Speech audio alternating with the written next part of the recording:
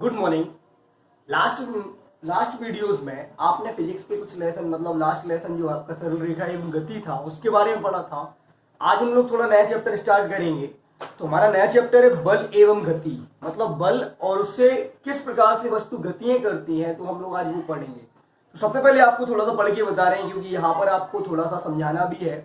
लिखा है पिछले अध्याय में हमने एक सरल रेखा में वस्तु की स्थिति, वेग, त्वरण के आधार पर वस्तु की गति का वर्णन किया। मतलब लास्ट लेसन में हम लोगों ने पढ़ा था कि किस तरह वस्तु गति करती है, किस तरह से वो सरल रेखा में आगे बढ़ती है, किस तरह उसकी गति जो है वो दोलनी गति हो जाती है, किस तरह से मतलब वस्तु में गति कहाँ से आती है, इस बारे में हमने पढ़ा था। ठीक है, आगे दिया हमने देखा कि ऐसी गति कभी एक रूपता नहीं होती है तथा कभी नहीं कर सकते। मतलब किसी वस्तु में कभी भी एक रूपता नहीं होती है। मतलब सीधा सा है, वस्तु में गति जो है या तो वो घटती है या बढ़ती है। मतलब धीरे धीरे उसकी कंटिन्यूअस जो है स्पीड बढ़ती भी जाती है और घटती भी जाती है। एक रूपता नहीं होती है। मतलब कहीं वस्तु क्या है, एक अचर चाल से नहीं चलती है, मतलब ना घटती है ना बढ़ती है। तो ऐसा कभी वस्तु में नहीं होता है। आगे से लेकिन अभी हमने ये चर्चा नहीं की गति का क्या कारण। हाँ, सबसे इंपॉर्टेंट चीज अभी तक हम लोगों ने ये नहीं पढ़ा था कि वस्तु में गति आती कहाँ से है, क्यों वस्तु में गति आती है, कहाँ से आती है, कब आती है। तो इस बारे में आज हम लोग क्या करेंगे, इस लेसन को अच्छे से समझेंगे। लिखा है समय के साथ वस्तु की चाल क्यों बदलती है। हाँ, आपने देखा होगा कि कोई व्यक्ति जो है साइकिल पर जा रहा है, अचानक से पीछे से आकर कोई उसको धक्का दे दे तो आप देखेंगे उसकी स्पीड क्या होगी, थोड़ी सी बढ़ जाती है। तो ऐसा क्यों होता है, ऐसा क्यों होता है कि वस्तु की चाल में परिवर्तन क्यों हो जाता है। या फिर ऐसे भी बोल सकते हैं कि मान लीजिए कोई कार तेजी से आ रही है और अंदर बैठे व्यक्ति ने ब्रेक लगा दिया तो कार की गति में परिवर्तन हो जाता है। मतलब कार धीरे धीरे करके रुक जाती है। तो ऐसा क्यों होता है, तो ये भी हमें पढ़ना है। आगे लिखा, तो आज हम लोग सभी प्रकार की गतियों का कारण और उनकी स्पीड क्यों बढ़ती है घटती है वो पढ़ेंगे। क्या ऐसा कोई चीज है जिस क्या स्वभाव है इनका, मतलब कैसे क्यों वस्तुएं नेचर में ऐसी गति करती हैं। क्या इस अध्याय में हम लोग ऐसी सभी जिज्ञासाओं को बुझाएंगे, मतलब सारी चीजों को समझेंगे। आगे लिखा, सदियों से गति लगी है।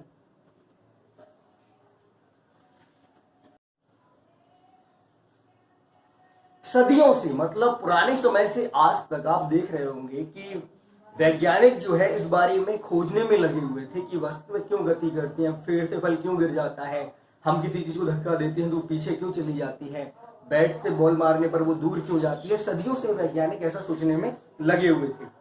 अब छोटा सा एग्जाम्पल दिया कि फर्श पर आप एक बॉल रख देते हैं, जिसको एक छोटा सा एग्जाम्पल दिया कि मान लीजिए किसी फर्श पर एक बॉल रख दें और अगर इस पर पैर से थोड़ा सा बल लगाएं तो ये बॉल जो है खिसकते हुए आगे चली जाती है। बॉल जो है, आप फर्श पर एक बॉल रखी हुई है और अगर आपने छोटा सा ही थोड़ा सा एक बल लगाया तो ये बॉल जो है खिसकते हुए क्या होती है, आगे चली जाती है। मतलब यहां से अगर किसी ने पैर लगाया तो ये बॉल खिसकते हुए आगे तक आ जाती है, यहां तक। तो ऐसा क्यों होता है इस बारे में भी हमें समझना है। आगे लिखा है, ठीक है, ऐसी परिस्थिति में पता चलता है कि विरामावस्था ही उसकी स्वाभाविक अवस्था है। अब एक चीज क्या होती है, विरामावस्था क्या है, सबसे पहले यहीं से स्टार्ट होता है लेसन। विरामावस्था क्या है, तो किसी वस्तु की वह अवस्था जो समय के साथ कभी परिवर्तित नहीं होती है। किसी वस्तु की वह अवस्था जो समय के साथ कभी परिवर्तित नहीं होती है तो उसे वस्तु की विराम अवस्था कहते हैं। जैसे मान लीजिए एक बॉल रखी हुई है, केवल रखी हुई है, अगर उस पर कहीं से बाहरी बल आरोपित ना हो तो आप देखेंगे 1 बजे भी वो वहीं रखी रहेगी, 2 बजे भी वहीं रहेगी, 3 बजे भी वहीं रखी रहेगी, 4 बजे, मतलब समय चेंज होता रहेगा। लेकिन वस्तु यानी बॉल की स्थिति में कोई परिवर्तन नहीं होगा। तो वह अवस्था जो समय के साथ कभी परिवर्तनशील नहीं हो, मतलब बदले ही ना, तो उसे कहते हैं वस्तु की कौन सी अवस्था, विराम अवस्था कहते हैं हम लोग। और छोटा सा एग्जांपल दे रहे हैं, पेड़ लगे रहते हैं, आपने देखा होगा ट्रीज लगे रहते हैं। क्या पेड़ कभी अपना स्थान बदलता है? नहीं बदलता। क्यों? क्योंकि समय तो बदलता रहता है। लेकिन एक पेड़ जो है जहां खड़ा था एक दिन पहले, अगले दिन भी वो वही आपको मिलता है। क्यों? क्योंकि पेड़ विराम अवस्था में होता है। और यही वस्तु की विराम अवस्था या स्वाभाविक अवस्था होती है, नेचर अवस्था होती है। किसी वस्तु को अगर थोड़ा सा भी डिस्टर्ब ना किया जाए, उसमें बल ना लगाया जाए, उसमें कोई कंडीशन ना लगाई जाए, तो वस्तु अपनी अवस्था को कभी परिवर्तित नहीं कर सकती है। जैसे और एग्जाम्पल, आप स्कूल जाते हैं तो अपनी साइकिल लगा के जाते हैं, तो क्या आपकी साइकिल ऑटोमेटिकली चल के कहीं दूर पहुंच जाती है? नहीं। क्यों? क्योंकि जहां आप लगाते जाते हैं तो 6 घंटे तक या 5 घंटे तक जब तक कोई उस पर टच नहीं करेगा, उसको बदलेगा नहीं, तो उसकी अवस्था में चेंज नहीं होगा। तो यही वस्तु की कौन सी अवस्था होती है? विराम या स्वाभाविक अवस्था। तो सीधा सा एग्जाम्पल या कुछ भी आपको समझाएंगे, विरामावस्था क्या है? तो समय के साथ जब वस्तु की अवस्था में कोई परिवर्तन नहीं होता है तो वह वस्तु की स्वाभाविक या विराम अवस्था होती है। आगे सुनिएगा, ठीक है। अब हम कहेंगे वस्तु की विरामावस्था होती है, ऐसा तब तक बना रहा जब तक कि गैलीलियो और न्यूटन ने गति के बारे में पूर्णतः भिन्न संकल्पना प्रस्तुत नहीं की। तो किसी वस्तु की विरामावस्था कब तक बनी रही? जब तक कि न्यूटन और गैलीलियो नामक 2 वैज्ञानिकों ने गति और उसके बल, गति या बल गति के नियम को प्रदर्शित या संकल्पना नहीं बता दी, तब तक हम लोग ऐसे ही मानते रहे कि वस्तु अपनी ही अवस्था में कार्यरत है या रुकी हुई है या चल रही है, क्योंकि जब तक उसको डिस्टर्ब नहीं करेंगे तो उसकी अवस्था में कोई परिवर्तन नहीं होगा। एक और छोटा सा एग्जाम्पल दे रहे, फैन चलता है तो जब तक पावर नहीं आता है तेज तो फैन की स्पीड नहीं बढ़ती है, वो तो अपनी गति में करता है। लेकिन अगर पावर लो जाए तो उसकी स्पीड भी क्या हो जाती है? घट जाती है। तो हम क्या कहते हैं कि पावर तेज आने से उसकी स्पीड क्या हो गई? बढ़ गई। पावर कम होने से स्पीड क्या हो गई? घट गई। तो लेकिन अगर पावर समान रही, एक ही वोल्टेज पे रही, तो ना तो उसकी स्पीड बढ़ती है ना ही घटती है। तो हम कह सकते हैं कि ना तो ये गति की कौन सी अवस्था है? समान अवस्था या स्वाभाविक या विराम अवस्था।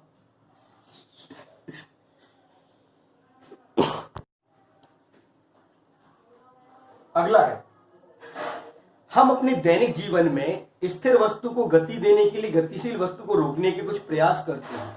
ये सही बात है।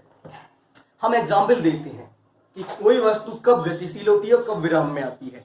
जैसे एक फुटबॉल अगर जमीन पर पड़ी हुई है, देखो एग्जाम्पल बता रहा हूं, एक फुटबॉल अगर जमीन पर पड़ी हुई है तो उसकी अवस्था तब तक वैसी ही बनी रहेगी जब तक कि कोई बच्चा उस पर लात ना मारे। मतलब अगर फुटबॉल जमीन पर पड़ी हुई है और अगर उस पर कोई बाहरी बल कार्य ना कर रहा है तो उसकी अवस्था में कोई चेंजेस नहीं होगा। छोटा देखो, साइकिल खड़ी हुई है स्टैंड पर, स्टैंड पर साइकिल क्या है? खड़ी हुई है। जब तक कोई उसको टच ना करे तो साइकिल अपनी अवस्था को नहीं बदलेगी।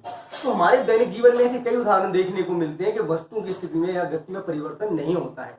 कब परिवर्तन होता है? जब तक कोई उस पर क्या ना करे, अपना तरफ से कोई बाहरी बल ना लगाए, तब तक उसकी अवस्था में कोई चेंज नहीं होता है। आगे सुनिए, तो कुछ देखने को मिलते हैं, इसके लिए शारीरिक प्रयास भी करने पड़ते हैं। अब जैसे आप देखते हैं कि घोड़ा गाड़ी खींचता है, लेकिन क्या गाड़ी ऑटोमेटिक खींचती है? नहीं, क्योंकि घोड़ा गाड़ी को आगे की तरफ, यानी तांगा जो है वो घोड़ा गाड़ी जो होती है वो आगे की तरफ खींचता है। इंजन गाड़ी को क्या करता है? आगे की तरफ ले जाता है। ऑटोमेटिक अगर इंजन नहीं हो तो गाड़ी अपने आप तो नहीं चलेगी जब तक बिना धक्का लगाए। साइकिल में जब तक आप पेडल नहीं मारोगे साइकिल चलेगी नहीं। तो ये एग्जाम्पल है, जब तक की वस्तु पर आप कुछ कार्य ना करो या बल ना लगाओ तब तक वो अपनी अवस्था में चेंज नहीं होगा। आगे लिखा है, अतः हम कह सकते हैं कि वस्तु को गति अवस्था में लाने के लिए उसे खींचना, धकेलना या ठोकर लगाना पड़ता है। ये सही बात है। किसी वस्तु में बल कैसे लगता है? वस्तु को गति देने के लिए हमें क्या क्या करना पड़ता है वो आपको समझना है। किसी वस्तु को गति देने के लिए हमें उसे ठोकर लगानी पड़ती है, ये भी ठीक है। खींचना पड़ता है, ये भी ठीक है। और तीसरा पॉइंट है आपका धकेलना पड़ता है। ये तीनों पॉइंट सही हैं। देखो, किसी वस्तु को अगर गतिमान अवस्था में लेकर आना है तो हमें वस्तु को ठोकर लगानी पड़ेगी, खींचना पड़ेगा, धकेलना पड़ेगा। जैसे फुटबॉल को अगर गति में लेकर आना है तो आपको ठोकर लगानी पड़ेगी। फुटबॉल को अगर आपको गति में लाना है तो आपको क्या करनी पड़ेगी? आपको किक करनी पड़ेगी, आपको लात मारनी पड़ेगी। खींचना, अगर आपको कोई सामान ठेला लेकर आ रहे हैं तो अगर आपको उसको घर तक पहुंचाना है तो उसको आपको खींचना पड़ेगा। या फिर आपको कोई मेज कुर्सी बड़ी भारी है, उसको एक स्थान से दूसरे स्थान पे रखना है तो आपको उसको खींचना पड़ेगा। तीसरा पॉइंट है धकेलना। मान लो कहीं पर स्पीड कम है और मान लीजिए आपकी बाइक रुक गई है और आप नहीं चला पा रहे तो उसको आपको धकेलना पड़ेगा। क्या करना पड़ेगा? धक्का देना पड़ेगा। तो वही चीज है कि वस्तु को गति देने के लिए क्या करना पड़ता है? वस्तु को गति देने के लिए या तो उसको ठोकर दो या फिर खींचो या फिर धकेलो। इन सारी कंडीशन को हम लोग लेकर चलते हैं। अगला है, सुनिए, अतः अब देखो बल की डेफिनेशन आई है पहली बार, किसी वस्तु में किसी वस्तु को धक्का देकर खींचकर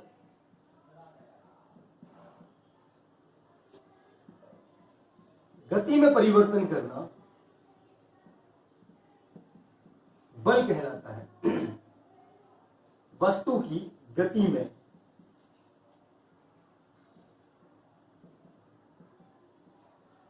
देखो, आप किसी वस्तु को धक्का देते हैं, खींचते हैं, ठोकर मारते हैं, तो वस्तु की गति में क्या होता है? परिवर्तन। तो वस्तु को जो आप ठोकर लगा रहे हैं, धकेल रहे हैं, कुछ भी कर रहे हैं, तो इसे बल कहते हैं। तो बल की डेफिनेशन क्या हो? किसी वस्तु को धक्का देना, खींचना या ठोकर मारना बल कहलाता है। अब ये किसी भी तरह से हो सकता है, शारीरिक भी हो सकता है और मशीनरी भी हो सकता है। आपको पता है शारीरिक कैसे होता है? तो आप देखते हैं जब आपकी साइकिल कहीं चौरान पर चलती है तो आप उसको उतर कर धक्का देते हैं, आपकी गाड़ी रुक जाती है तो चार लोग बाहर से धक्का देते हैं। खींचना क्या हुआ? तो आपने देखा होगा रोज ठेले वाले क्या करते हैं, सामान को ले जाने के लिए उसको क्या करते हैं? खींचते। तो वो भी बल है, क्योंकि वो भी क्या कर रहे हैं? खींच रहे हैं। मशीनरी आपने देखा है कि कई मशीनें ट्रेन, जैसे कि इंजन होता है तो क्या करता है? गाड़ी को क्या करता है? खींचता है। और भी देखा है जैसे पत्थर उठाने के लिए क्रेन क्या करता है? बल लगाता है। सरकाने के लिए बड़ी वस्तुओं को क्या करते हैं? क्रेन बल लगाती है।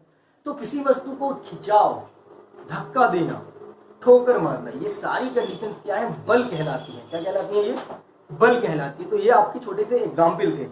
आगे लिखा है, अब हम बल के बारे में अच्छे से विचार करें। वास्तव में बल ना तो किसी से देखा जाता है, नहीं चखा जाता है, नहीं महसूस किया जाता है। सही बात है। बल ऐसी चीज है ना तो आप देख सकते हैं कि बल लग रहा, ना ही आप उसका स्वाद ले सकते हैं, ना ही आप उसको चख सकते हैं। मतलब ऐसा नहीं है कि बल आपको लगे कि नहीं 10% है, 10 मिली है, मीठा लग रहा, स्वाद है, कुछ नहीं। बल ऐसी स्थिति में रहता है ना तो वो आपको दिखाई देगा, ना आप उसको समझ सकते हैं, केवल आपको महसूस कर सकते हैं, केवल आप उसका महसूस। जैसे कि छोटा सा एग्जाम्पल, अगर आप बैठे हुए हैं और पीछे से कोई पत्थर आपको टकरा जाता है तो आपको हल्का सा झटका सा लगता है। हल्का सा क्या लगता है? झटका लगता है। तो आप उसको महसूस कर सकते हैं कि हाँ बल लगा था। क्या लगा था? बल। तो बल को देखा नहीं जा सकता है, बल को महसूस किया जा सकता है केवल। ठीक है। हालांकि बल का प्रभाव, अब देखो इन्होंने लिखा है कि बल महसूस नहीं किया, ना ही महसूस। तो आपको बता दे, बल अगर आपको महसूस करना है तो कैसे महसूस करेंगे? अगर कोई व्यक्ति आपके सिर पे वजन रखता है तो आपको अपने हाथ रखता है, दबाता है, तो आपको थोड़ा सा महसूस होगा। लेकिन क्या है, अगर कोई निर्जीव वस्तु है तो उस पर बल महसूस नहीं कर सकते आप ऐसे। ठीक है।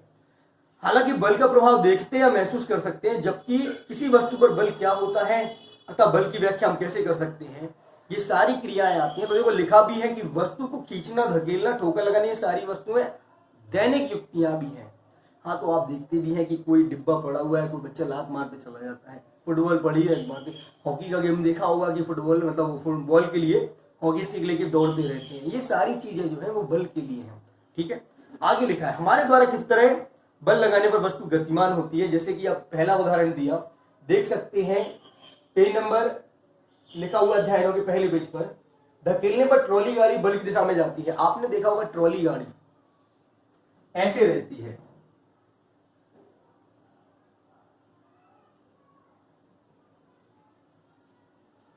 और एक लड़का पीछे धकेलता है। देखा होगा एयरपोर्ट पर या मॉल्स में कि वो ट्रॉली गाड़ी जो रहती है वो इसको धकेलते हुए जाते हैं। तो ये भी बल का उदाहरण, क्योंकि आप सामान रखते हैं और सामान को एक स्थान से अपने स्थान घर तक ले जाने के लिए आप ट्रॉली बैग या ट्रॉली गाड़ी का इस्तेमाल करते हैं। स्टेशन पे भी ट्रॉली बैग बहुत बार देखा गया है कि बच्चे या कोई भी पेरेंट्स जो है या कोई बड़े लोग जो है वो अपना बैग क्या करते हैं, पहियों पे खिसकाते हुए जाते हैं। तो वो भी बल का उदाहरण है। ठीक है।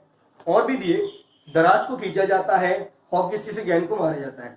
अब पिछली कक्षाओं में अर्जित ज्ञान के आधार पर हम इस बात से परिचित हो गए कि वेग में परिमाण बदलने से वस्तु धीमी या गति होती है।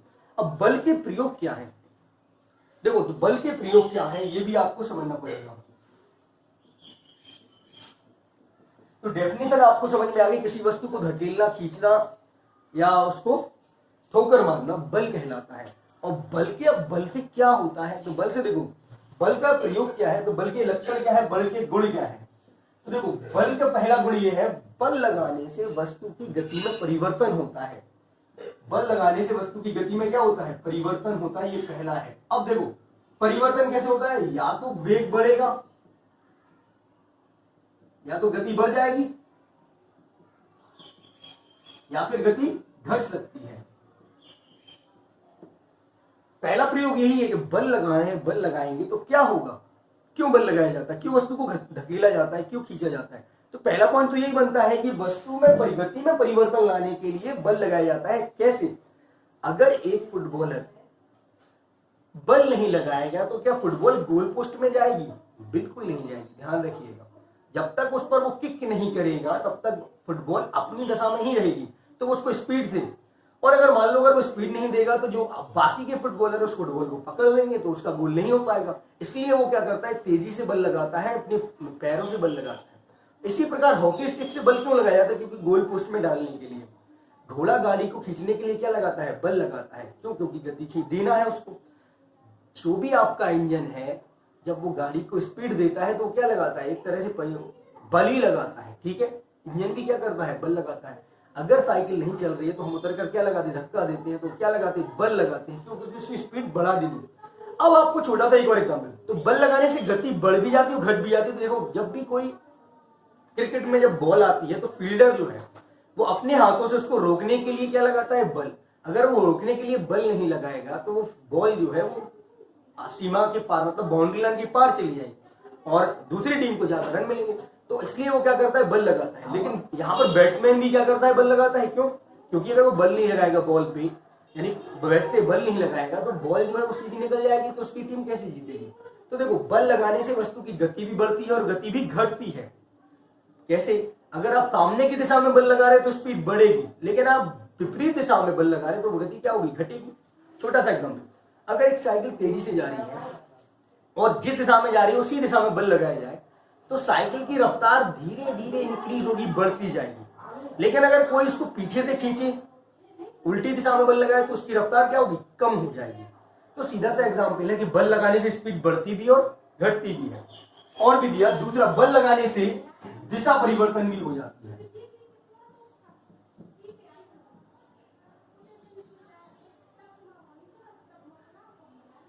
किसी वस्तु पर बल लगाने से दिशा में परिवर्तन हो जाता है, सही बात है।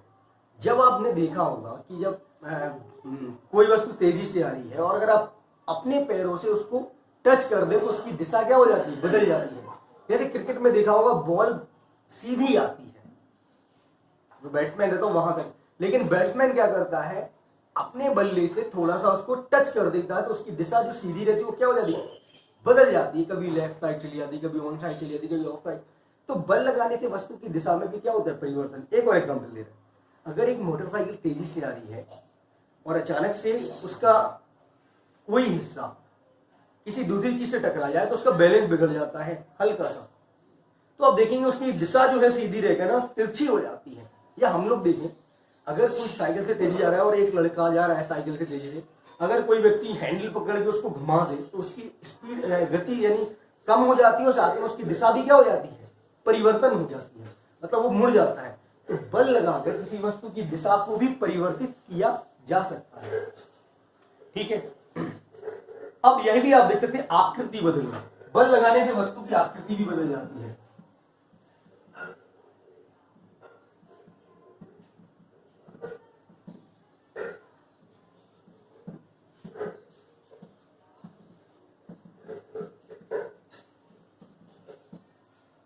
देखो, किसी वस्तु पर बल लगाकर उसकी स्थिति को बदला जा सकता है। कैसे, जैसे गुब्बारे होते हैं, अगर आप दबाओ उसको, अगर आप उसको क्या करो, दबाओ, तो आप देखेंगे आप दोनों तरफ से बल लगा रहे हैं तो गुब्बारे का शेप जो है वो अंडाकार रहता है, वो थोड़ा सा क्या हो जाता है, चपटाकार हो जाता है, थोड़ा सा चपटा हो जाता है। तो बल लगाने से वस्तु की क्या होती है, आकृति भी बदल जाती है।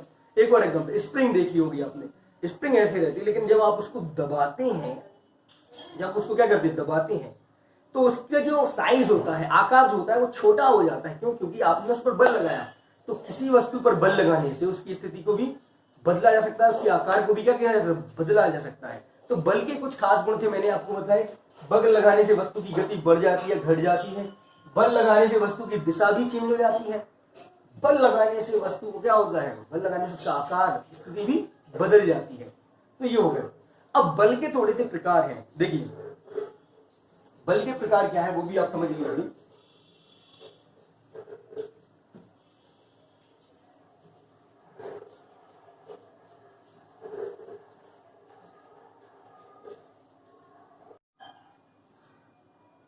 देखिए अगला है बल के प्रकार।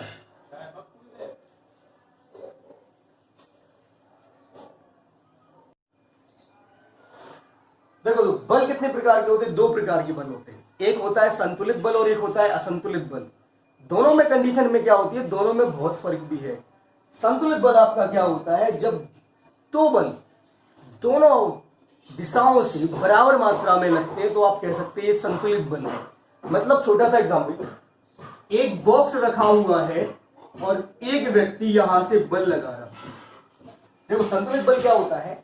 जब एक बॉक्स रखा हुआ है तो यहां से एक व्यक्ति बल लगा रहा, उतना ही बल एक और व्यक्ति यहां से लगा रहा है।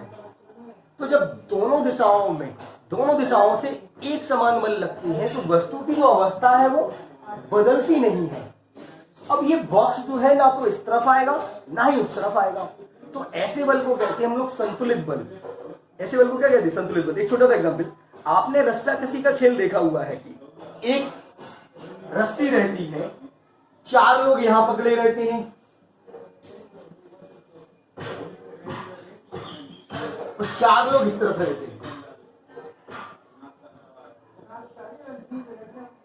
देखो आपने रस्साकसी का खेल देखा होगा, 4 लोग इस तरफ हो गए, 4 लोग इस तरफ हो गए, बीच में मान लीजिए यहाँ पे कुछ लटका दिया, मान लीजिए कोई फल है, कुछ भी लटका दिया या पैसे हैं।